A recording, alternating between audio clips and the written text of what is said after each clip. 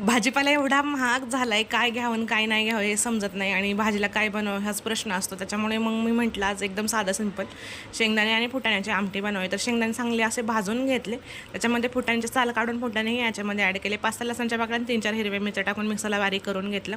पाणी टाकून पुन्हा एकदा बारीक करून घ्यायचं. कढईमध्ये थोडंसं तेल ॲड करून घ्यायचं. तेल गरम झालं की त्याच्यामध्ये जिरे मोहरी छान असं तडतडले की त्याच्यामध्ये आपण थोडीशी हिंग टाकून घ्यावेत आणि हळद टाकायची आहे कलरसाठी. आणि जे वाटण तयार केलेलं होतं ते याच्यामध्ये ॲड करून घ्यायचं. 1-2 मिनटं छान असं परतून घ्यायचं. जसा रस्सा बनवायचा आहे तसं आपण याच्यामध्ये पाणी ॲड करून घेणार आहोत आणि छान एक 5-10 मिनटं उकळी येऊन द्यायची आहे याला.